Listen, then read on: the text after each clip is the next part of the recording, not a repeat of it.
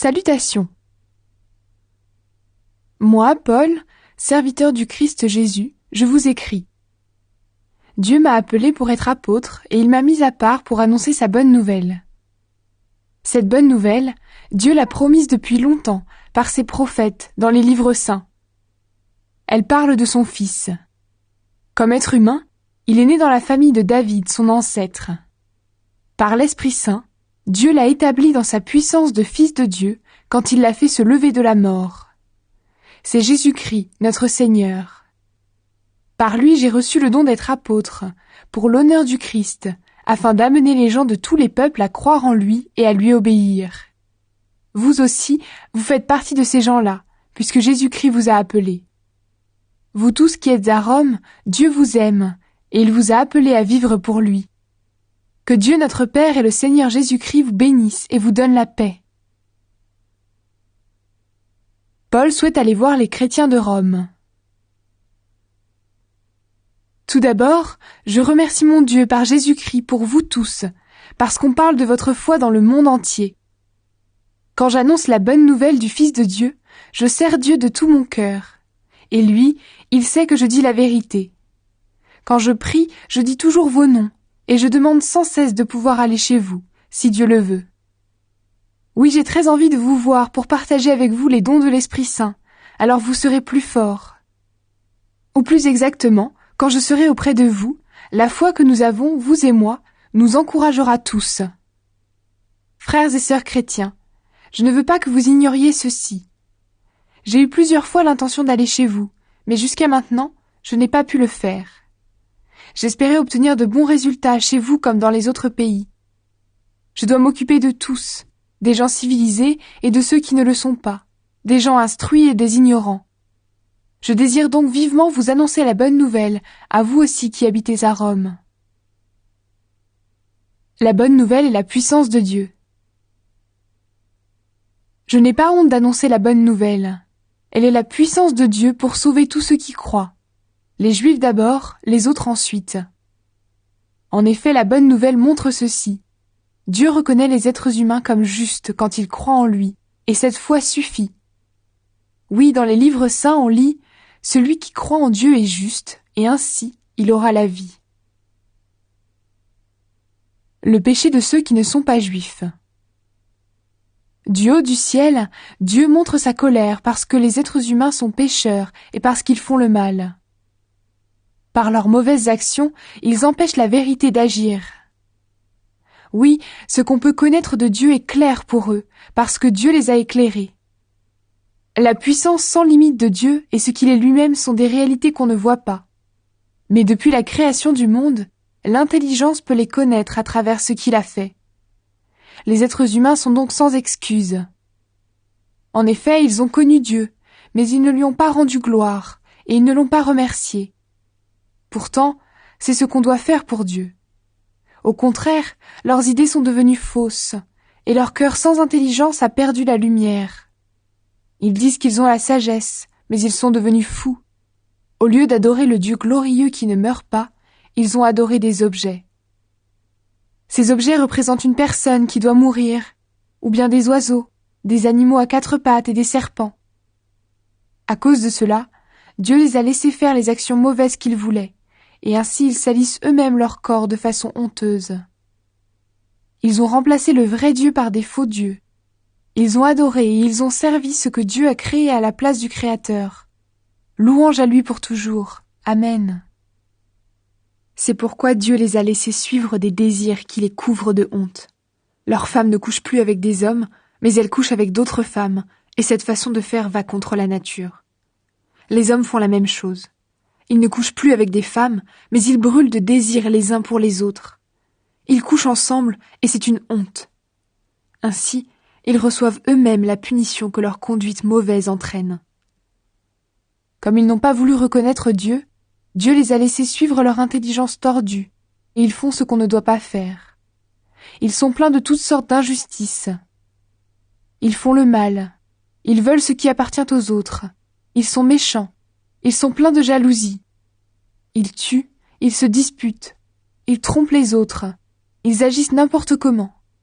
Ils racontent des mensonges sur les gens. Ils disent du mal d'eux. Ils sont ennemis de Dieu. Ils insultent les autres. Ils sont orgueilleux. Ils se vantent. Ils trouvent tous les moyens pour faire le mal. Ils n'obéissent pas à leurs parents. Ils sont stupides. Ils ne tiennent pas leurs promesses. Ils sont sans cœur et sans pitié. Pourtant, ils connaissent bien le jugement de Dieu. Ceux qui agissent ainsi méritent la mort. Eh bien, non seulement ils font ces choses-là, mais encore ils approuvent ceux qui les font.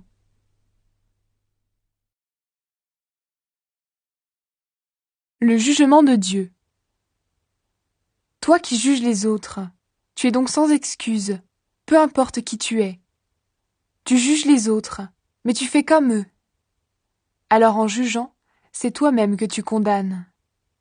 Oui, nous le savons, Dieu juge avec vérité ceux qui agissent ainsi. Toi, tu juges ceux qui font ces choses-là, mais tu fais comme eux. À ton avis, est-ce que tu vas échapper au jugement de Dieu? Dieu est très bon, très patient. Il sait attendre. Est-ce que tu t'en moques?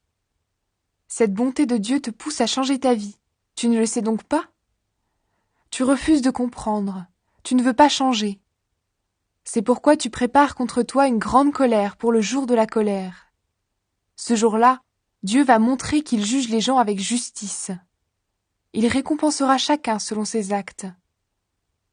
Ceux qui cherchent toujours à faire le bien pour obtenir la gloire, l'honneur et la vie qui ne finit pas, à ceux-là, Dieu donnera de vivre avec lui pour toujours. Ceux qui se révoltent contre lui, qui n'obéissent pas à la vérité mais qui se laissent diriger par ce qui est mauvais, à ceux-là, Dieu montrera son immense colère. Le malheur et la peur frapperont tous ceux qui font le mal. Les Juifs d'abord, les autres ensuite.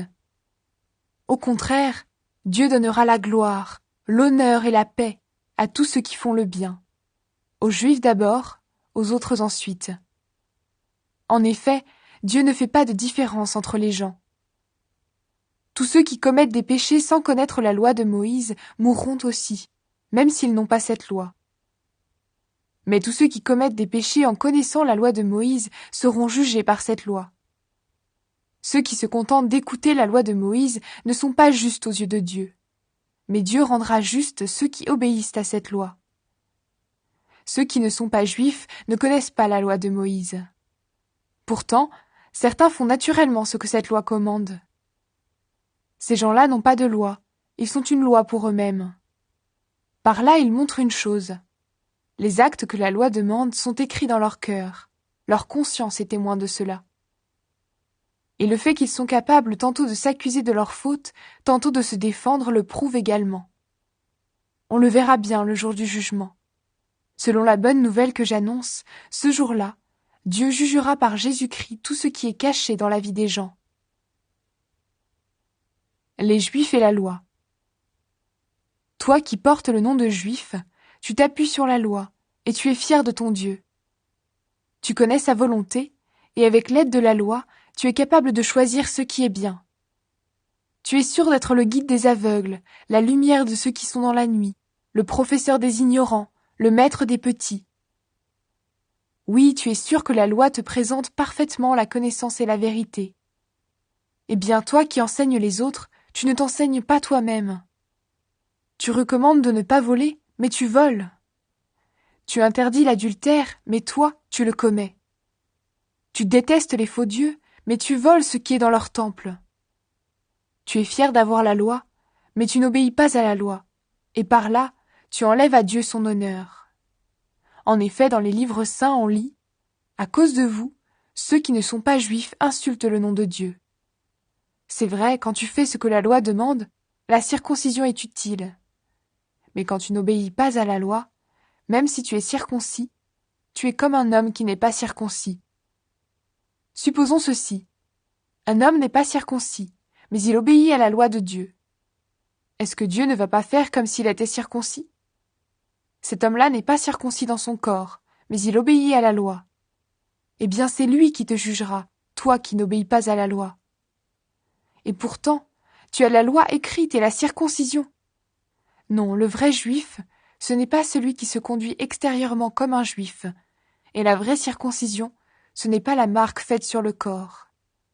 Le vrai juif, c'est celui qui est juif au-dedans, Et la vraie circoncision, c'est celle du cœur. Elle vient de l'Esprit de Dieu, et non de la loi écrite. Le vrai juif ne reçoit pas sa louange des gens, il la reçoit de Dieu.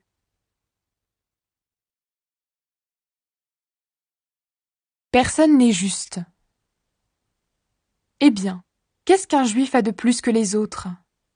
Est-ce qu'il y a un avantage à être circoncis? Oui, un grand avantage à tout point de vue. D'abord, c'est aux Juifs que Dieu a confié ses paroles. Mais alors, si certains Juifs n'ont pas été fidèles, est-ce que cela va empêcher Dieu d'être fidèle? Sûrement pas.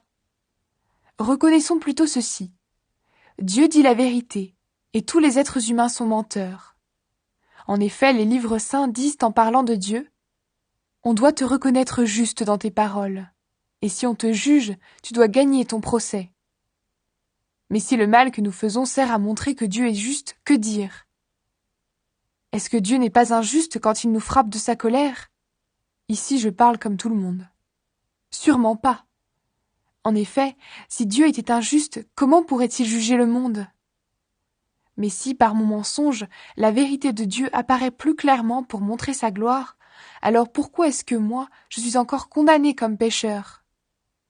Certains nous insultent, et ces gens-là méritent d'être condamnés. Ils nous accusent de dire « Faisons le mal pour qu'il en sorte du bien ». Alors pourquoi ne pas faire ce mal? Mais quoi? Est-ce que nous, les Juifs, nous sommes au-dessus des autres? Pas du tout. J'ai déjà montré une chose. Les Juifs et ceux qui ne sont pas Juifs sont tous sous le pouvoir du péché. Dans les livres saints, on lit « Aucun être humain n'est juste, même pas un seul. Personne n'est intelligent, personne ne cherche Dieu. Tous ont quitté le bon chemin, ils sont tous corrompus. Personne ne fait le bien, même pas un seul. Leur gorge est comme une tombe ouverte. Avec leur langue, ils trompent les autres. Sous leurs lèvres, c'est le poison de la vipère. Leur bouche est pleine de malédictions et de paroles blessantes. Avec leurs pieds, ils courent rapidement pour aller tuer. Ils détruisent tout sur leur passage, et ils sèment le malheur. Le chemin de la paix, ils ne le connaissent pas. Ils n'ont aucun respect pour Dieu. Pourtant, nous le savons, tout ce que la loi dit, elle le dit pour ceux qui doivent obéir à la loi. Alors personne ne peut donner d'excuses, et le monde entier est reconnu coupable devant Dieu. C'est pourquoi, aux yeux de Dieu, personne ne sera juste en faisant ce que la loi demande. En effet, la loi permet seulement aux gens de savoir qu'ils ont péché. La foi en Jésus-Christ rend juste. Mais maintenant, Dieu a montré de quelle façon il nous rend justes sans la loi. La loi de Moïse elle-même et les prophètes prouvent cela. Dieu rend justes les êtres humains par leur foi en Jésus-Christ. Il le fait pour tous ceux qui croient au Christ, parce qu'il n'y a pas de différence entre eux. Tous sont péchés, et tous sont privés de la gloire de Dieu. Mais dans sa bonté, Dieu les rend justes gratuitement par Jésus-Christ, qui les libère du péché. Dieu l'a offert en sacrifice. Alors par sa mort, le Christ obtient le pardon des péchés pour ceux qui croient en lui. Ainsi Dieu a voulu montrer qu'il est toujours juste. Il l'était autrefois, quand il a été patient et n'a pas puni les péchés des êtres humains. Mais il est juste aujourd'hui, puisqu'il veut à la fois être juste et rendre juste ceux qui croient en Jésus. Alors, est-ce qu'il y a encore des raisons de se vanter? Non, pas du tout. Pourquoi donc? Parce que ce qui compte, ce n'est pas d'obéir à la loi, c'est de croire. Oui, nous pensons ceci. Les êtres humains sont rendus justes parce qu'ils croient, et non parce qu'ils font ce que la loi demande. Ou alors, est-ce que Dieu est seulement le Dieu des Juifs? Est-ce qu'il n'est pas aussi le Dieu des autres? Si, bien sûr, il est aussi le Dieu des autres peuples, parce qu'il n'y a qu'un seul Dieu. C'est lui qui va rendre justes les Juifs à cause de leur foi. C'est lui aussi qui va rendre justes les autres peuples à cause de leur foi.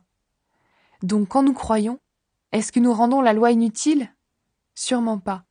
Au contraire, nous donnons à la loi toute sa valeur. L'exemple d'Abraham. Maintenant, qu'est-ce que nous allons dire sur Abraham, notre ancêtre? Qu'est-ce qu'il a obtenu par lui-même? Si Abraham a été reconnu comme juste à cause de ce qu'il a fait, il peut se vanter, mais pas devant Dieu. En effet, voici ce que disent les livres saints. Abraham a cru en Dieu, alors Dieu l'a reconnu comme juste en tenant compte de sa foi. Quand quelqu'un fait des efforts pour recevoir une récompense, il la reçoit. Ce n'est pas un cadeau, c'est quelque chose qu'on lui doit. Supposons au contraire que quelqu'un ne fait rien pour recevoir une récompense. Cependant, il croit en celui qui rend juste le pécheur. Alors Dieu tient compte de sa foi et le reconnaît comme juste.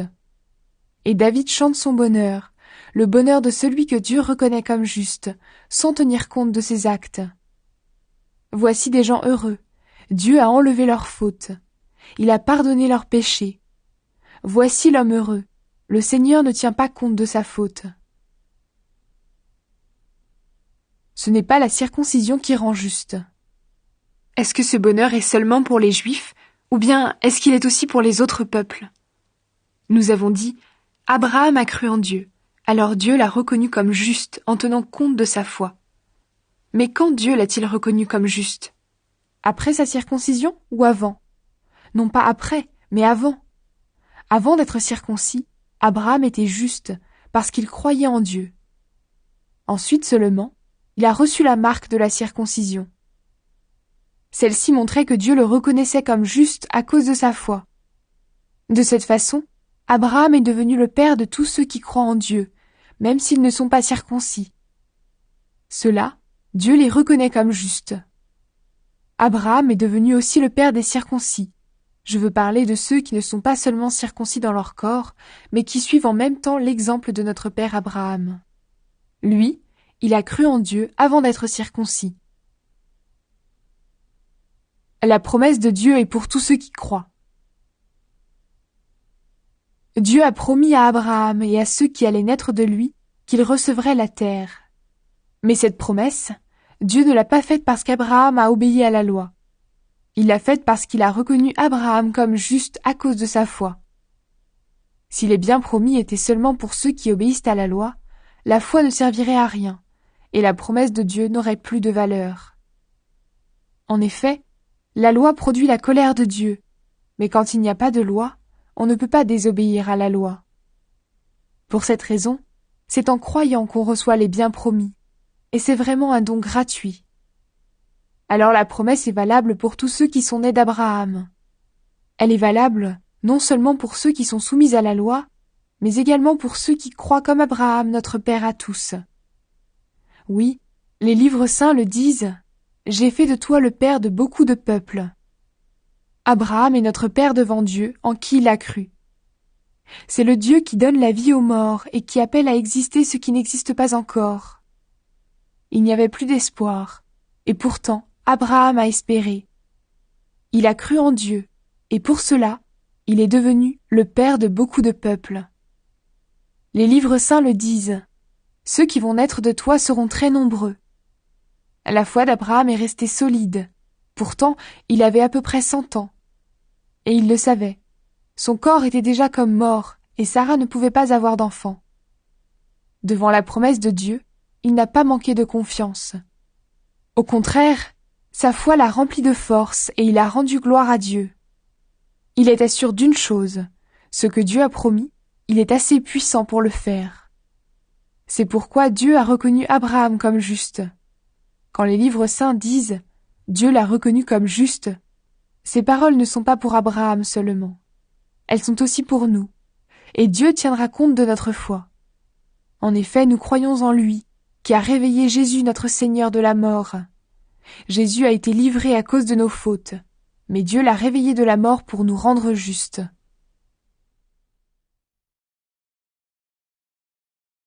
Par Jésus, Dieu nous a réconciliés avec lui.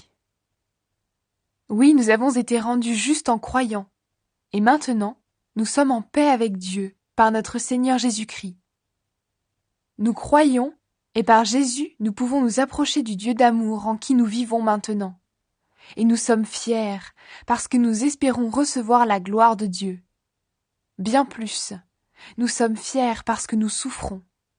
Nous le savons, la souffrance rend patient, et quand quelqu'un est patient, il reste fidèle malgré les difficultés. Celui qui est fidèle garde l'espérance, et cette espérance ne trompe pas, En effet, Dieu a répandu son amour dans nos cœurs par l'Esprit Saint qu'il nous a donné. Oui, quand nous étions encore sans force, le Christ est mort pour les gens mauvais au moment décidé par Dieu. Déjà, pour une personne juste, on ne serait guère prêt à mourir. Pour une personne qui fait le bien, on aurait peut-être le courage de mourir. Mais voici comment Dieu a prouvé son amour pour nous. Le Christ est mort pour nous, et pourtant, nous étions encore pécheurs. Maintenant, son sacrifice nous a rendus justes. Alors c'est sûr, le Christ va nous sauver aussi de la colère de Dieu.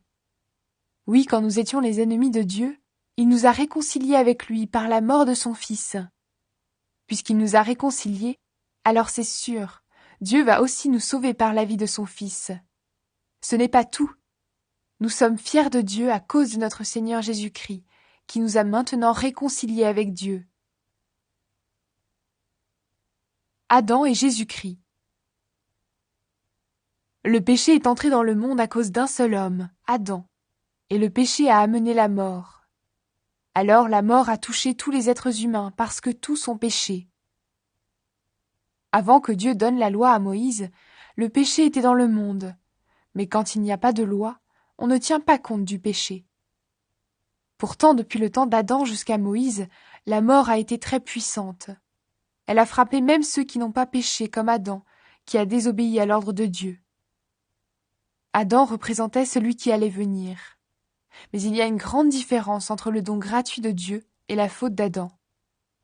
Oui, à cause de la faute d'un seul homme, Adam, un grand nombre de gens sont morts. Mais le don gratuit de Dieu est beaucoup plus important. Ce don, Dieu l'a accordé par un seul homme, Jésus-Christ, et ainsi, il a répandu généreusement ses bienfaits sur un grand nombre de gens. Le don de Dieu produit un autre résultat que le péché d'un seul homme. En effet, après le péché d'un seul, Adam, le jugement de Dieu a eu pour résultat de condamner les êtres humains. Au contraire, le don gratuit de Dieu a eu pour résultat de les rendre justes malgré leurs nombreuses fautes. Oui, par un seul homme, par la faute d'un seul, la mort a frappé tout le monde. Mais par le seul Jésus-Christ, les êtres humains reçoivent beaucoup plus de Dieu. Il leur donne gratuitement ses bienfaits et il les rend justes. Par le Christ, ils vivront et ils seront rois avec lui. Finalement, la faute d'un seul a eu pour résultat de condamner tous les êtres humains. De même, l'action juste d'un seul a pour résultat de rendre justes tous les êtres humains, et par là, ils ont la vie.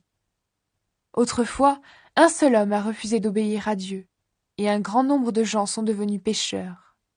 De même, un seul homme a obéi, et un grand nombre de gens seront rendus justes. La loi est arrivée, et les fautes sont devenues de plus en plus nombreuses. Mais là où les péchés sont devenus de plus en plus nombreux, les bienfaits de Dieu ont été plus nombreux encore. Autrefois, le péché avait tout pouvoir pour donner la mort. De même maintenant, la bonté de Dieu a tout pouvoir pour rendre justes les êtres humains. Et ainsi nous pouvons recevoir la vie avec Dieu pour toujours, par Jésus-Christ notre Seigneur.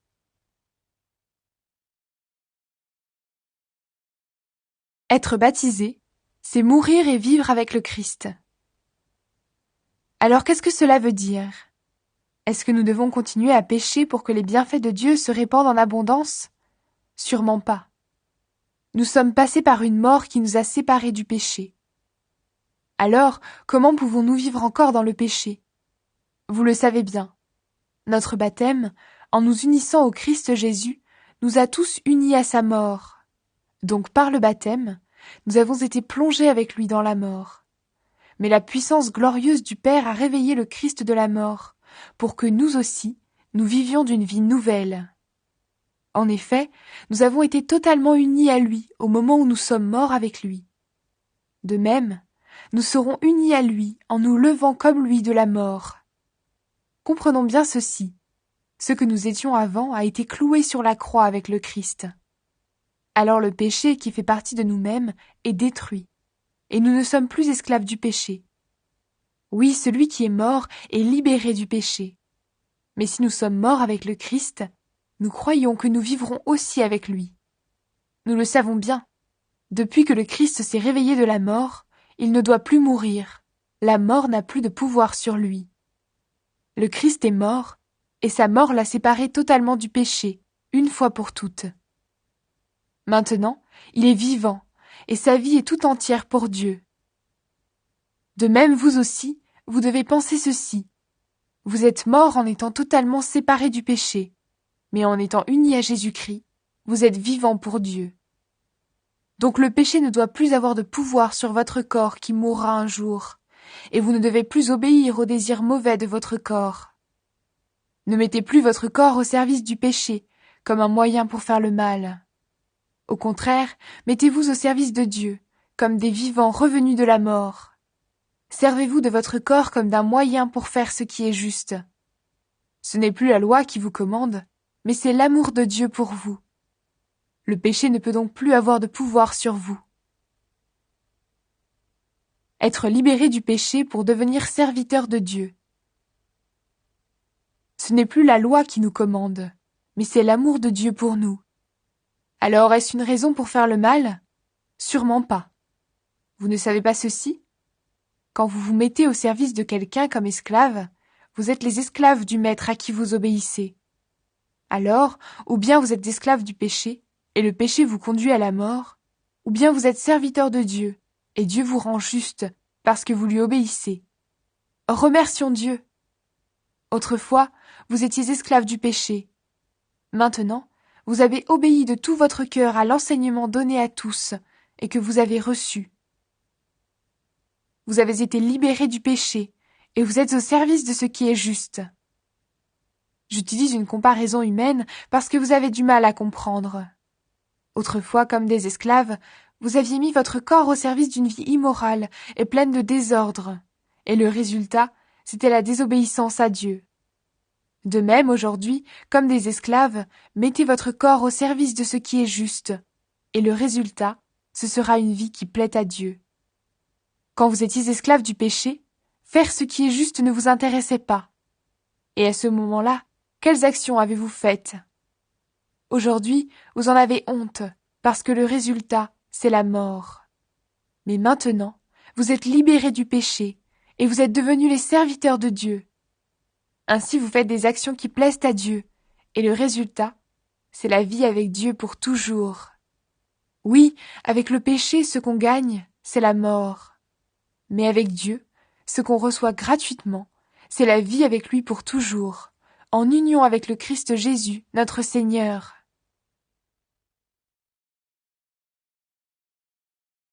Servir Dieu d'une façon nouvelle. Frères et sœurs chrétiens, je parle à des gens qui connaissent la loi. La loi a de l'autorité sur nous seulement pendant notre vie. Vous savez sûrement cela. Par exemple, une femme mariée est liée à son mari par la loi pendant qu'il est vivant. Mais quand il meurt, cette femme est libérée de la loi qui l'attachait à lui. Si elle devient la femme d'un autre homme pendant que son mari est vivant, on dit qu'elle est adultère. Mais quand son mari meurt, elle est libérée de la loi. Elle peut devenir la femme d'un autre homme, elle ne sera pas adultère. Pour vous, mes frères et mes sœurs, c'est la même chose. Vous êtes unis au Christ mort pour nous sur la croix, donc vous êtes totalement séparés de la loi. Vous appartenez à quelqu'un d'autre, et cet autre, c'est celui qui s'est réveillé de la mort. Et ainsi nous pouvons servir Dieu utilement. Oui, autrefois, quand nous faisions n'importe quoi, nos désirs mauvais utilisaient la loi pour agir dans notre corps, et le résultat, c'était la mort. Mais maintenant, nous sommes totalement séparés de ce qui nous écrasait. Alors nous pouvons servir Dieu d'une façon nouvelle, en obéissant à l'Esprit Saint, et nous ne servons plus Dieu à la manière d'autrefois, en obéissant à la loi de Moïse. À quoi sert la loi? Alors qu'est-ce que cela veut dire? Est-ce que la loi appartient au péché? Sûrement pas. Mais j'ai connu le péché seulement par la loi. En effet, je ne pouvais pas connaître les désirs mauvais sans ce commandement de la loi, tu n'auras pas de désirs mauvais. Le péché a profité de l'occasion. Il s'est servi du commandement pour produire en moi toutes sortes de désirs mauvais. Le péché, c'est une chose morte s'il n'y a pas de loi. Autrefois, quand il n'y avait pas de loi, j'étais vivant. Mais quand le commandement est venu, c'est le péché qui est devenu vivant. et moi, je suis mort. C'est pourquoi le commandement qui devait me conduire à la vie m'a conduit à la mort. Oui, le péché a profité de l'occasion, il s'est servi du commandement pour me tromper, et ainsi il m'a fait mourir. Mais la loi est sainte, et le commandement est saint, juste et bon. Alors est-ce qu'une chose bonne peut faire mourir? Sûrement pas. Mais le péché s'est servi d'une chose bonne pour me donner la mort. De cette façon, le commandement a permis de reconnaître combien le péché est mauvais et de montrer toute sa violence. L'être humain est dominé par le péché. Oui, nous le savons, la loi vient de Dieu. Mais moi, je suis un homme faible, vendu comme esclave au péché. Vraiment, ce que je fais, je ne le comprends pas. Ce que je veux, je ne le fais pas. Et ce que je déteste, je le fais. Si je fais ce que je ne veux pas, je reconnais que la loi est bonne. Alors ce n'est pas moi qui agis, c'est le péché qui habite en moi. Oui, je le sais, le bien n'habite pas en moi, je veux dire en moi qui suis faible. Pour moi, vouloir le bien, c'est possible, mais faire le bien, c'est impossible. En effet, le bien que je veux, je ne le fais pas, et le mal que je ne veux pas, je le fais. Si je fais ce que je ne veux pas, ce n'est pas moi qui agis, mais c'est le péché qui habite en moi. Ainsi je découvre cette loi, quand je veux faire le bien, c'est le mal qui se présente à moi.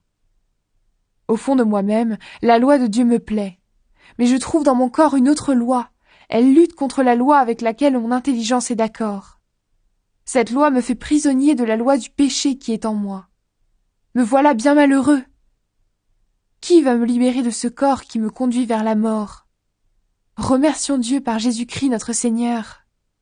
Ainsi, avec mon intelligence, j'accepte la loi de Dieu, mais avec ma faiblesse, j'obéis à la loi du péché.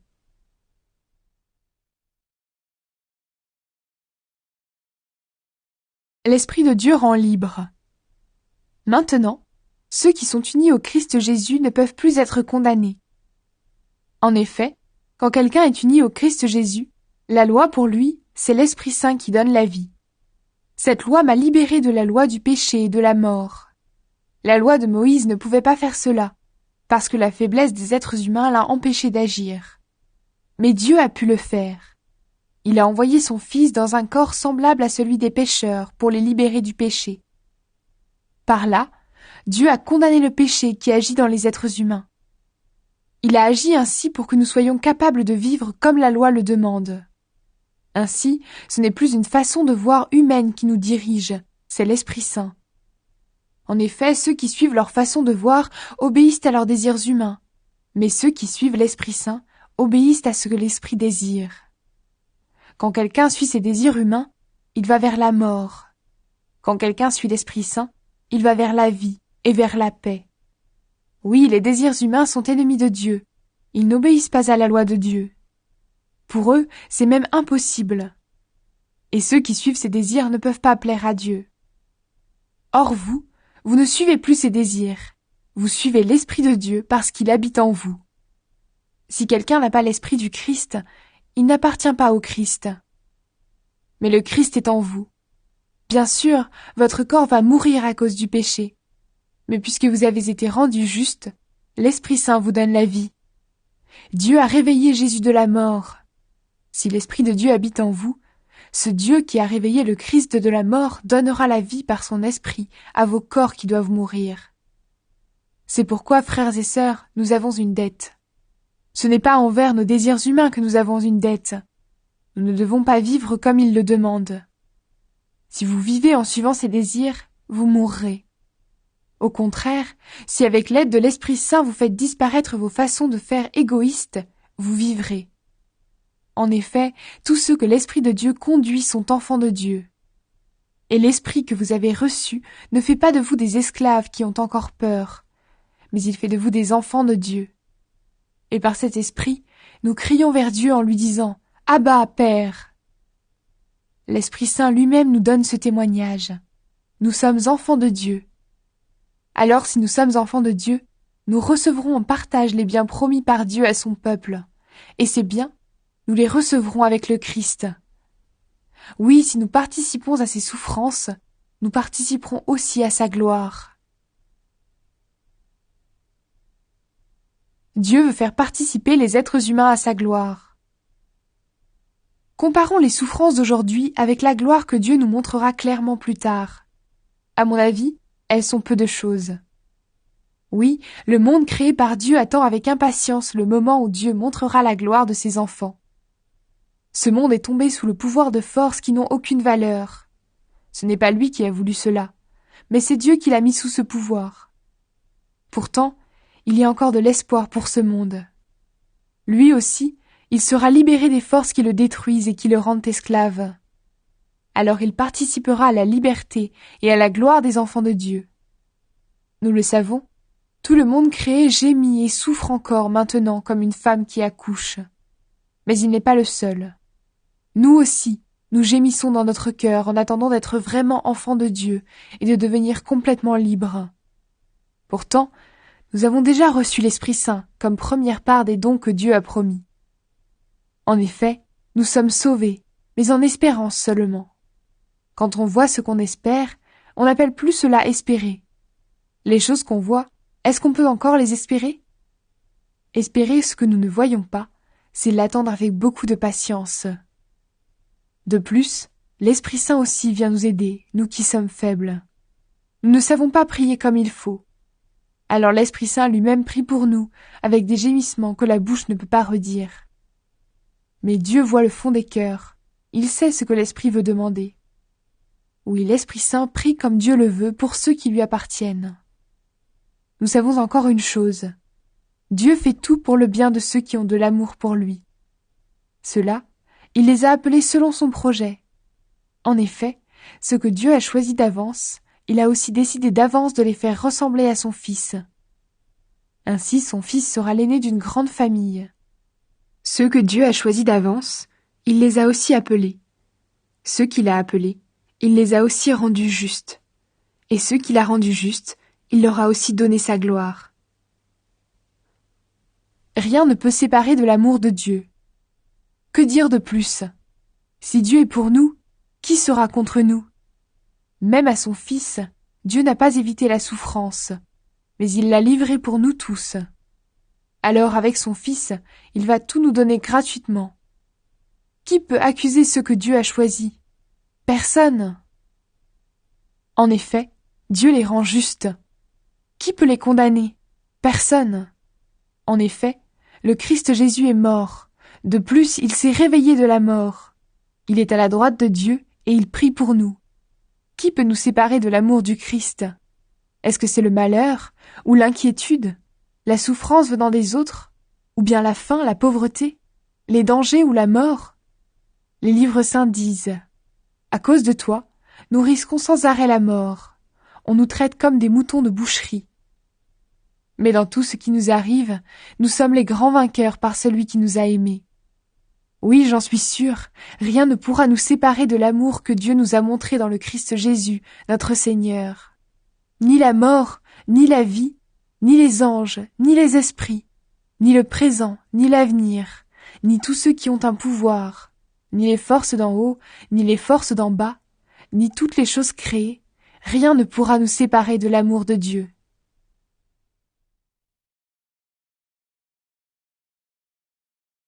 Dieu a choisi le peuple d'Israël.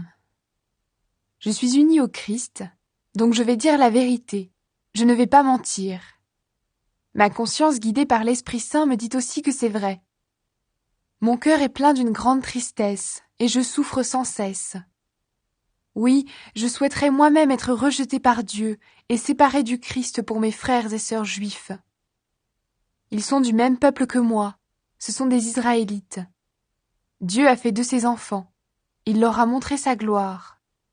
Il a fait alliance avec eux, il leur a donné la loi, le culte, les promesses et les ancêtres célèbres.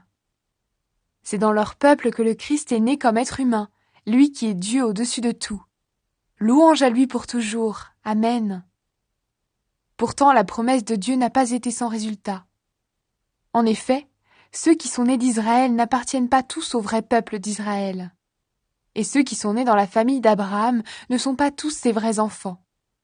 Oui, Dieu a dit à Abraham, « Les enfants que je t'ai promis, tu les auras par Isaac. » Voici le sens de ces paroles. Ce ne sont pas les enfants nés de la volonté d'un homme et d'une femme qui sont les enfants de Dieu. Les vrais enfants, ce sont les enfants nés de la promesse de Dieu. Voici les paroles de la promesse.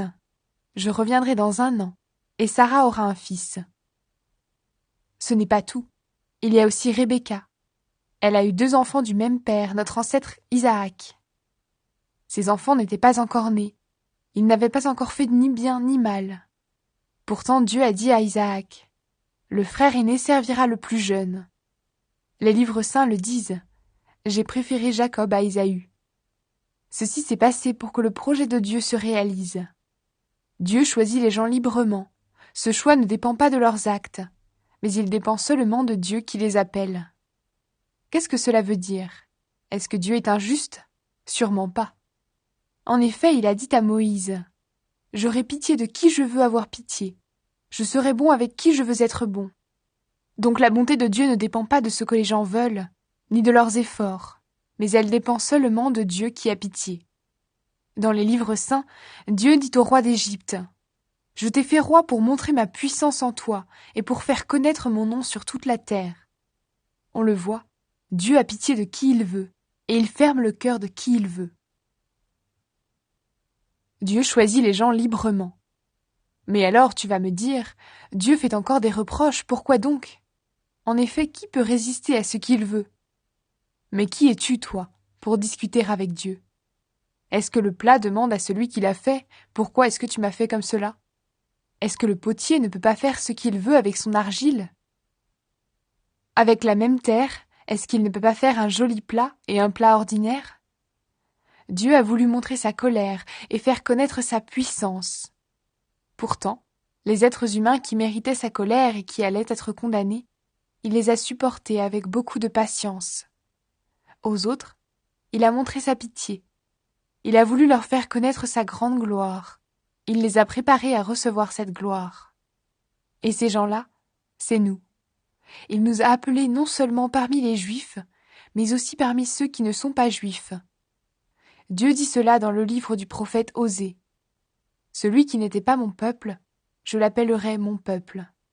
Le peuple que je n'aimais pas, je l'appellerai peuple aimé. Et là où on avait dit aux gens, vous n'êtes pas mon peuple, on les appellera fils du Dieu vivant. De son côté, Ésaïe annonce au sujet du peuple d'Israël.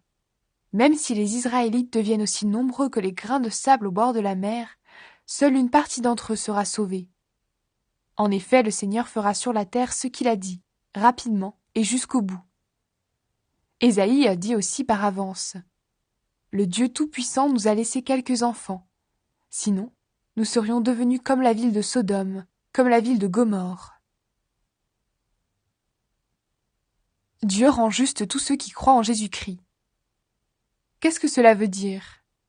Eh bien, des gens qui ne sont pas juifs ont été rendus justes en croyant. Pourtant, ils ne cherchaient pas à être justes. Au contraire, le peuple d'Israël cherchait à devenir juste par la loi, pourtant il n'y est pas arrivé. Pourquoi? Parce que cette justice, les Juifs ne l'attendaient pas de la foi. Ils croyaient l'obtenir par leurs actes. Ils ont heurté la pierre qui fait perdre l'équilibre. En effet, dans les livres saints, Dieu dit « Je pose dans la ville de Sion une pierre qui fait perdre l'équilibre, un rocher qui fait tomber. Mais celui qui s'appuie sur ce rocher ne le regrettera pas. »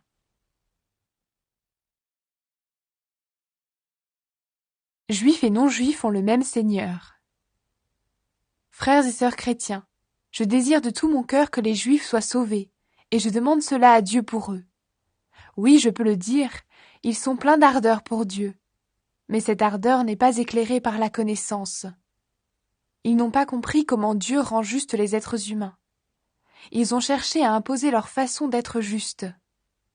Ainsi, ils ont refusé le chemin que Dieu prend pour rendre justes les êtres humains. En effet, la loi de Moïse a atteint son but. C'est le Christ. Et maintenant, Dieu rend juste tous ceux qui croient en Jésus-Christ. Quand Moïse parle de la justice qui vient de la loi, il dit « La loi donnera la vie à celui qui obéit à tous ses commandements. » Mais voici comment il parle de la justice qui vient de la foi. Ne dis pas dans ton cœur « Qui montera au ciel pour faire descendre le Christ ?» Ne dis pas non plus « Qui va descendre dans le ventre de la terre ?» Le Christ est déjà remonté du milieu des morts. Alors voici comment les livres saints parlent de la justice. La parole est tout près de toi, dans ta bouche et dans ton cœur. Cette parole, c'est le message de la foi que nous annonçons. Est-ce que ta bouche affirme devant tous que Jésus est le Seigneur? Est-ce que tu crois dans ton cœur que Dieu l'a réveillé de la mort? Dans ce cas, tu seras sauvé. En effet, quand nous croyons de tout notre cœur, Dieu nous rend justes. Quand nous affirmons notre foi devant tous, il nous sauve. Oui, les livres saints disent « Ceux qui croient en lui ne le regretteront pas ».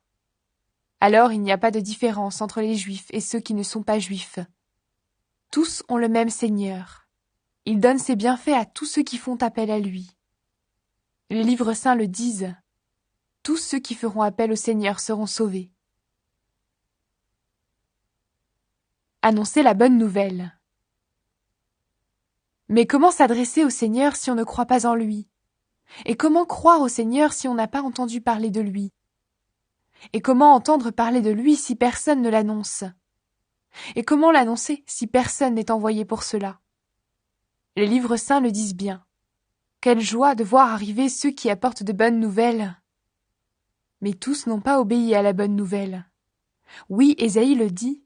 Seigneur, qui a cru à notre message? On devient croyant quand on écoute le message.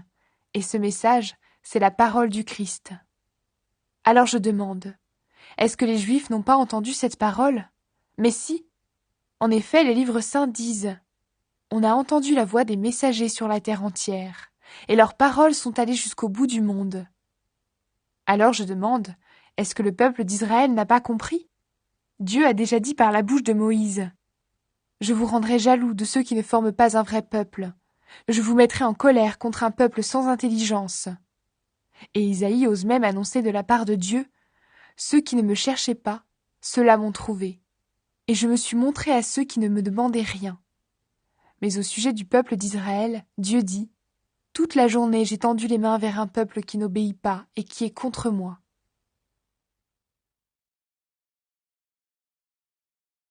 Dieu n'a pas rejeté le peuple d'Israël. Alors je demande, est-ce que Dieu a rejeté son peuple? Sûrement pas. La preuve, moi, je suis israélite, de la famille d'Abraham, de la tribu de Benjamin. Dieu n'a pas rejeté son peuple, qu'il a choisi d'avance. Dans les livres saints, Élie se plaint à Dieu du peuple d'Israël. Vous connaissez sûrement ces paroles. Voici ce qu'il dit. « Seigneur, ils ont tué tes prophètes, ils ont détruit tes autels. Moi seul je suis resté, et ils veulent me tuer. » Quelle est la réponse de Dieu? La voici. « J'ai gardé pour moi 7000 hommes, ceux qui n'ont pas plié les genoux devant le dieu Baal. » Aujourd'hui, c'est la même chose. Il reste un petit nombre de gens que Dieu a choisis par amour. Mais si Dieu les a choisis par amour, ce n'est pas à cause de ce qu'ils ont fait, sinon l'amour de Dieu ne serait pas un amour gratuit. Qu'est-ce que cela veut dire? Ce que le peuple d'Israël cherche, il ne l'a pas trouvé. Mais ce que Dieu a choisi, eux, ils ont trouvé ce qu'ils cherchaient. Les autres n'ont pas voulu comprendre. En effet, les livres saints disent « Jusqu'à maintenant, Dieu a endormi leur intelligence. Il a empêché leurs yeux de voir et leurs oreilles d'entendre. » Le roi David dit aussi « Que leur repas devienne pour eux un piège, un trou où ils tombent, qu'ils soient punis, qu'ils deviennent aveugles, qu'ils ne voient plus rien du tout, et fais-leur courber le dos sans arrêt. » Je demande donc, est-ce que les Juifs sont tombés dans le piège pour toujours? Sûrement pas. Mais à cause de leur désobéissance, les autres peuples ont pu être sauvés. Ainsi le peuple d'Israël est devenu jaloux. Sa désobéissance a apporté de grands bienfaits au monde, et son échec en tant que peuple a apporté de grands bienfaits à ceux qui ne sont pas juifs. Alors, quand les Juifs participeront totalement au salut, les bienfaits seront encore plus grands. Le salut de ceux qui ne sont pas juifs. Maintenant, vous qui n'êtes pas juifs, c'est à vous que je parle. Je suis l'apôtre de ceux qui ne sont pas juifs. Ce service est pour moi un honneur, et je le rends en espérant augmenter la jalousie de mes frères et sœurs juifs pour en sauver quelques-uns. En effet, quand Dieu les a mis de côté, il a réconcilié le monde avec lui. Alors, quand il les accueillera de nouveau, que va-t-il se passer? Ceux qui étaient morts reviendront à la vie. L'arbre sauvage et l'arbre cultivé. Si la première part du pain est pour Dieu, le pain entier est pour lui aussi. Et si les racines d'un arbre sont à Dieu, les branches sont à lui aussi. Le peuple d'Israël est comme un arbre bien cultivé, auquel on a coupé quelques branches. Toi, tu es comme la branche d'un arbre sauvage, et on t'a greffé parmi les branches qui restaient sur l'arbre cultivé. Maintenant, tu peux profiter avec ces branches de la bonne sève de ses racines. Mais ne va pas te vanter devant les branches. Tu veux pourtant te vanter, mais ce n'est pas toi qui portes les racines, ce sont les racines qui te portent. Tu vas dire, on a coupé des branches pour que moi, je sois greffé. C'est vrai. On les a coupées parce qu'elles n'avaient pas la foi. Et toi, tu restes attaché à l'arbre parce que tu as la foi. Ne te vante pas, mais tu dois plutôt avoir peur. En effet, si Dieu a coupé des branches, même à l'arbre cultivé, Dieu peut te faire la même chose. Alors regarde, Dieu est bon et il est sévère. Il est sévère pour ceux qui sont tombés. Il est bon pour toi si tu vis de sa bonté. Sinon, tu seras coupé, toi aussi, comme une branche. Mais si un jour les Juifs acceptent de croire, Dieu est assez puissant pour les greffer de nouveau. En effet, toi, tu étais la branche d'un arbre sauvage. On t'a coupé et on t'a greffé sur un arbre cultivé. Pour toi, ce n'était pas naturel. Les Juifs, eux, étaient les branches de l'arbre cultivé. Alors Dieu les greffera bien plus facilement sur cet arbre où ils avaient poussé. Tout le peuple d'Israël sera sauvé. Frères et sœurs chrétiens, voici le mystère que je veux vous faire connaître.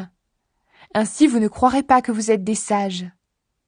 Une partie du peuple d'Israël refuse de comprendre, et cela durera jusqu'à ce que les autres peuples reviennent vers Dieu. À ce moment-là, tout le peuple d'Israël sera sauvé, comme les livres saints le disent.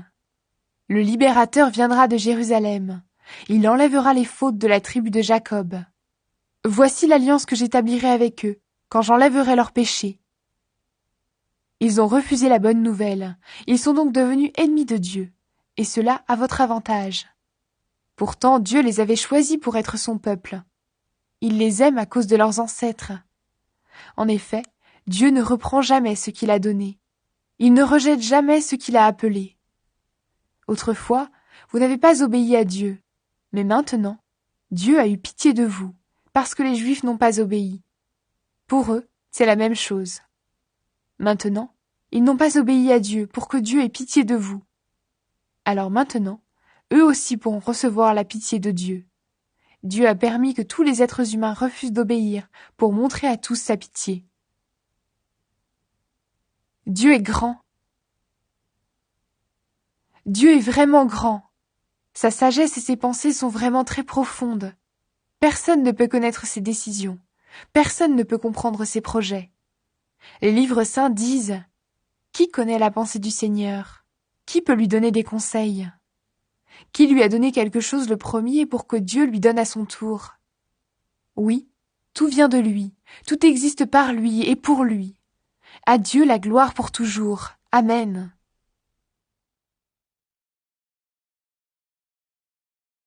La vie nouvelle avec le Christ. Frères et sœurs chrétiens, Dieu est plein de bonté pour nous. Alors je vous demande ceci. Offrez-lui votre personne et votre vie. C'est le sacrifice réservé à Dieu et qui lui plaît. Voilà le vrai culte que vous devez lui rendre. Ne suivez pas les coutumes du monde où nous vivons, mais laissez Dieu vous transformer en vous donnant une intelligence nouvelle. Ainsi, vous pourrez savoir ce qu'il veut, ce qui est bon, ce qui lui plaît, ce qui est parfait. Dieu m'a donné gratuitement ses bienfaits. Je peux donc dire à chacun de vous, ne vous croyez pas plus important que vous n'êtes, mais que chacun se juge comme il est, selon la mesure de foi que Dieu lui a donnée en partage. En effet, dans notre corps, il y a plusieurs parties, et elles ne font pas toutes la même chose. De même, nous qui sommes plusieurs, nous formons tous ensemble un seul corps en étant unis au Christ. Et nous sommes tous unis les uns aux autres, chacun à sa place, comme les parties d'un même corps. Nous avons reçu de Dieu des dons, et ils sont différents pour chacun de nous. Alors si quelqu'un a le don de parler comme un prophète, qu'il parle en accord avec la foi commune à tous. Si quelqu'un a le don de servir, qu'il serve. Si quelqu'un a le don d'enseigner, qu'il enseigne. Si quelqu'un a le don d'encourager, qu'il encourage. Celui qui donne doit donner sans compter. Celui qui dirige la communauté doit le faire avec ardeur. Celui qui aide les pauvres doit le faire avec joie. Que votre amour soit vrai. Détestez le mal. Attachez-vous au bien. Aimez-vous de tout votre cœur comme des frères et sœurs chrétiens. Soyez toujours les premiers à vous respecter les uns les autres. Servez le Seigneur activement, sans paresse et de tout votre cœur. Soyez dans la joie à cause de votre espérance. Restez patient dans le malheur. Continuez à prier fidèlement. Aidez les chrétiens qui en ont besoin. Recevez bien ceux qui viennent chez vous. Souhaitez du bien à ceux qui vous font souffrir. Souhaitez du bien et non du mal. Soyez dans la joie avec ceux qui sont dans la joie. Pleurez avec ceux qui pleurent. Soyez bien d'accord entre vous. Ne cherchez pas de grandes choses, mais laissez-vous attirer par ce qui est simple. Ne vous prenez pas pour des sages. Ne rendez à personne le mal pour le mal. Cherchez à faire le bien devant tous. Autant que possible, si cela dépend de vous, vivez en paix avec tous. Amis très chers, ne vous vengez pas vous-même, mais laissez la colère de Dieu agir.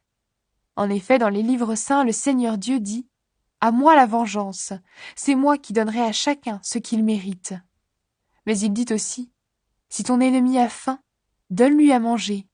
S'il a soif, donne-lui à boire. Alors si tu fais cela, c'est comme si tu mettais des charbons brûlants sur sa tête. Ne te laisse pas vaincre par le mal, mais sois vainqueur du mal par le bien. »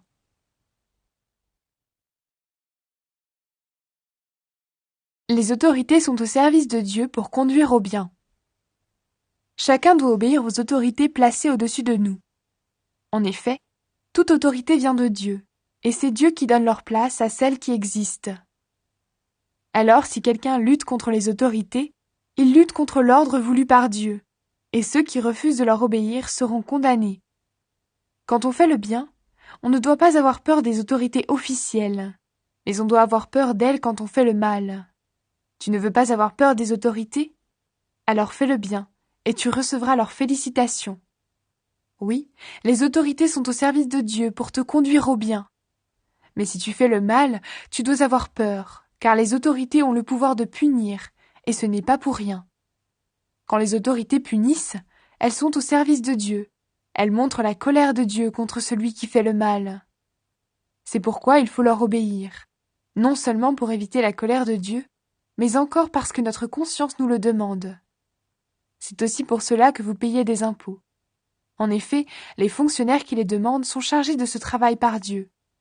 Donnez à chacun ce que vous lui devez. Si c'est l'impôt, payez l'impôt. Si c'est une taxe, payez-la. Si c'est l'obéissance, obéissez. Si c'est le respect, soyez respectueux. Aimer les autres, c'est obéir à la loi de Dieu. N'ayez aucune dette envers personne, sauf la dette de l'amour que vous devez avoir entre vous. Celui qui aime les autres obéit parfaitement à la loi.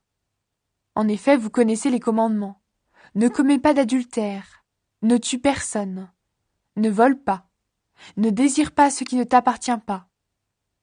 Ces commandements et tous les autres sont contenus dans cette parole. Aime ton prochain comme toi-même. Quand on aime, on ne fait aucun mal à son prochain. Par conséquent, aimer, c'est obéir parfaitement à la loi. Être prêt quand le Christ viendra. Vous connaissez le temps où nous sommes. C'est le moment de sortir de votre sommeil. En effet, quand nous avons cru au Christ, le salut était encore loin. Maintenant, il est plus près de nous. La nuit est bientôt finie, le jour va se lever. Alors débarrassons-nous des actions mauvaises commises pendant la nuit. Prenons les armes utilisées en pleine lumière. Menons une vie honnête comme en plein jour. Évitons de trop manger ou de trop boire. N'ayons pas une vie immorale. Ne nous conduisons pas n'importe comment. Évitons les disputes et les jalousies. Soyez semblables au Seigneur Jésus-Christ. Ne vous laissez pas entraîner vers le mal par vos mauvais désirs. Ne pas juger les autres pour une question de nourriture. Accueillez celui qui n'a pas une foi solide. Ne critiquez pas ce qu'il pense. Par exemple, quelqu'un croit qu'il peut manger de tout, mais quelqu'un d'autre qui n'a pas une foi solide mange seulement des légumes. Celui qui mange de tout ne doit pas mépriser celui qui ne mange pas certains aliments. Et celui qui ne mange pas certains aliments ne doit pas juger celui qui mange de tout, car Dieu l'a accueilli. Qui es-tu, toi, pour juger le serviteur d'un autre? S'il reste debout ou s'il tombe, c'est l'affaire de son maître. Et il restera debout, parce que le Seigneur est capable de le soutenir. Quelqu'un pense que certains jours sont plus importants que d'autres. Quelqu'un d'autre pense qu'ils sont tous pareils. Chacun doit être bien persuadé de ce qu'il pense. Celui qui fait des différences entre les jours fait cela pour le Seigneur. Celui qui mange de tout fait cela pour le Seigneur, car il remercie Dieu. Et celui qui ne mange pas de tout fait cela pour le Seigneur, et lui aussi remercie Dieu. Personne parmi nous ne vit pour soi-même, et personne ne meurt pour soi-même. Si nous vivons pour le Seigneur. Si nous mourrons pour le Seigneur. Alors, en vivant ou en mourant, nous appartenons au Seigneur. Oui, le Christ est mort et il est revenu à la vie, pour être le Seigneur des morts et des vivants. Mais toi, pourquoi juger ta sœur ou ton frère chrétien? Et toi, pourquoi les mépriser? En effet, nous devrons tous nous présenter devant le tribunal de Dieu. Dans les livres saints, on lit « Moi, le Seigneur vivant, je le jure, tous les êtres humains se mettront à genoux devant moi, et tous me rendront gloire. » Ainsi, chacun de nous devra rendre des comptes à Dieu. Cherchez ce qui sert la paix. Arrêtons donc de nous juger les uns les autres. Mais voici plutôt ce que vous devez décider. Ne mettez rien devant votre frère ou votre sœur pour leur faire perdre l'équilibre ou pour les pousser au mal. Je le sais, et grâce au Seigneur Jésus, j'en suis sûre, rien n'est impur. Mais si quelqu'un pense qu'une chose est impure, elle devient impure pour lui. Si tu fais de la peine à ton frère ou à ta sœur à cause de ce que tu manges, tu ne vis plus selon l'amour. Pour une question de nourriture, ne va pas détruire un frère ou une sœur pour qui le Christ est mort. Ce que vous jugez bon pour vous, cela ne doit pas donner aux autres l'occasion de le trouver mauvais. En effet, le royaume de Dieu n'est pas une question de nourriture et de boisson. Le royaume de Dieu, c'est la justice, la paix et la joie donnée par l'Esprit Saint.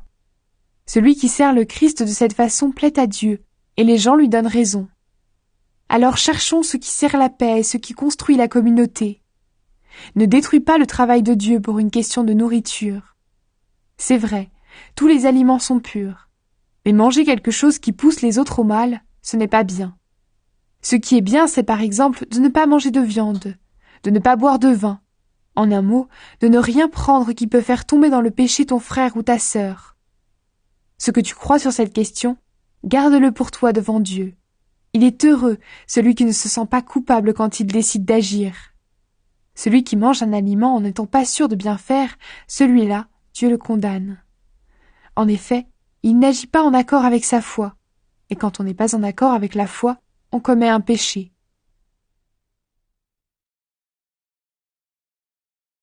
Suivre l'exemple du Christ.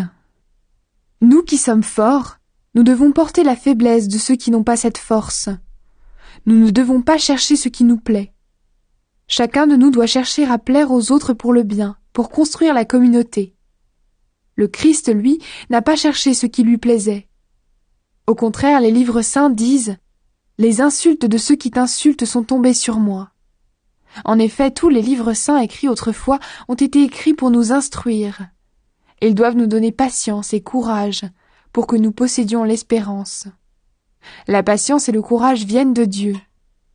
Que Dieu vous rende donc capable d'être bien d'accord entre vous, en suivant l'exemple du Christ Jésus. Alors, d'un même cœur et d'une même bouche, vous pourrez rendre gloire à Dieu, le Père de notre Seigneur Jésus-Christ. Accueillez-vous les uns les autres, comme le Christ vous a accueillis pour la gloire de Dieu. Je vous le dis, Dieu est fidèle. C'est pourquoi le Christ est devenu le serviteur des Juifs, pour accomplir les promesses faites par Dieu aux ancêtres. Et les non-juifs rendent gloire à Dieu à cause de sa bonté. En effet, les livres saints disent « Pour cela, je te fêterai parmi tous les peuples, et je chanterai en l'honneur de ton nom. Les livres saints disent encore « Peuple, réjouissez-vous avec le peuple que Dieu a choisi. Pays du monde entier, chantez la louange du Seigneur. Tous les peuples, chantez la grandeur de Dieu. » Ésaïe dit aussi « Un homme de la famille de Jessé va venir. Il se lèvera pour gouverner les autres peuples, et ces peuples mettront leur espoir en lui. » Que Dieu qui donne l'espérance vous remplisse de paix et de joie à cause de votre foi. Alors vous serez plein d'espérance par la puissance de l'Esprit Saint. Paul, serviteur du Christ. Frères et sœurs, personnellement j'en suis sûr, vous êtes vous-même pleins de bonne volonté. Vous savez tout ce qu'il faut connaître, et vous êtes capables de vous donner des conseils les uns aux autres. Pourtant, quelquefois dans cette lettre, je n'ai pas hésité à vous rappeler ce que vous avez déjà appris. Je l'ai fait parce que Dieu, dans sa bonté, a fait de moi le serviteur du Christ Jésus pour ceux qui ne sont pas juifs. Il m'a mis à part pour annoncer sa bonne nouvelle. Alors ceux qui ne sont pas juifs pourront devenir une offrande agréable à Dieu. Et c'est l'Esprit Saint qui rend cette offrande digne d'être pour Dieu. C'est pourquoi, uni au Christ Jésus, je peux être fier du travail que j'ai fait pour Dieu. En effet, si j'ose parler de quelque chose, c'est seulement de ce que le Christ a fait pour moi. Par moi, il a amené ceux qui ne sont pas juifs à obéir à Dieu. Il a fait cela par des paroles et par des actes, par des signes puissants et extraordinaires, avec la force de l'Esprit de Dieu. Et depuis Jérusalem jusqu'à la région d'Illyrie, j'ai annoncé pleinement la bonne nouvelle du Christ. Mais j'ai voulu annoncer la bonne nouvelle seulement dans les régions qui ne connaissaient pas encore le Christ. J'ai fait cela pour ne pas construire sur des fondations préparées par quelqu'un d'autre. J'ai suivi ce que les livres saints disent. Ceux à qui on ne l'a pas annoncé vont le voir. Ceux qui n'ont rien entendu à son sujet vont comprendre. Les voyages de Paul. Et c'est ce qui m'a toujours empêché d'aller chez vous. Mais maintenant, j'ai terminé mon travail dans ces régions. Comme j'ai très envie d'aller chez vous depuis plusieurs années, je le ferai quand j'irai en Espagne. Oui, j'espère vous voir en allant là-bas. Et je compte sur votre aide pour y aller. En tout cas, je resterai avec vous pendant quelque temps. Mais maintenant, je vais à Jérusalem pour rendre service aux membres du peuple de Dieu qui sont dans cette ville. En effet, les chrétiens de Macédoine et d'Achaïe ont décidé de donner de l'argent pour les chrétiens de Jérusalem qui sont pauvres. Ils ont décidé de les aider, mais en réalité, c'est une dette qu'ils avaient envers eux. Les chrétiens de Macédoine et d'Achaïe ne sont pas d'origine juive. Pourtant, ils ont reçu les richesses spirituelles des Juifs de Jérusalem devenus chrétiens. Alors, à leur tour, ils doivent partager leurs richesses matérielles avec eux. Quand j'aurai réglé cette affaire, quand j'aurai remis l'argent à la communauté de Jérusalem, j'irai en Espagne en passant chez vous. Et je le sais, quand j'irai chez vous, je viendrai avec toute la bénédiction du Christ. Frères et sœurs, luttez avec moi quand vous priez Dieu pour moi. Je vous le demande par notre Seigneur Jésus-Christ et par l'amour que l'Esprit Saint nous donne. Priez pour que je ne tombe pas entre les mains des gens de Judée qui ne croient pas au Christ. Priez pour que les chrétiens acceptent de bon cœur l'aide que j'apporte à Jérusalem. Alors je pourrai venir chez vous dans la joie, et si Dieu le veut, je pourrai me reposer un peu avec vous. Que le Dieu de paix soit avec vous tous. Amen.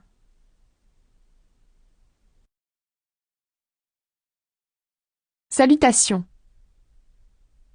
Je vous recommande Phébé, notre sœur, qui travaille au service de l'église de Sancré. Recevez-la au nom du Seigneur, comme des chrétiens doivent le faire. Aidez-la chaque fois qu'elle a besoin de vous. Elle a aidé elle-même beaucoup de gens, et elle m'a aidé aussi. Saluez Priscille et Aquilas, qui travaillent avec moi au service du Christ Jésus. Ils ont risqué leur vie pour sauver la mienne, et je ne suis pas le seul qui doit leur dire merci. Il y a aussi toutes les églises qui ne sont pas d'origine juive. Saluez également la communauté qui se réunit dans leur maison. Saluez mon ami Épaïnette. Il est le premier qui a cru au Christ dans la province d'Asie. Saluez Marie, elle a beaucoup travaillé pour vous.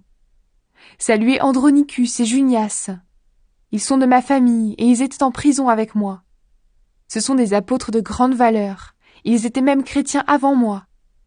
Saluez Ampliatus, mon ami dans le Seigneur. Saluez Urbain, qui travaille avec nous au service du Christ, et Stachys, mon ami. Saluez Apelles, qui s'est montré un vrai chrétien. Saluez les gens de la maison d'Aristobule. Saluez Hérodion, qui est de ma famille. Saluez les gens de la maison de Narcisse qui croient au Seigneur. Saluez Tryphène et Tryphose. Elles travaillent beaucoup pour le Seigneur. Saluez mon amie Perside. Elle aussi a beaucoup travaillé pour le Seigneur.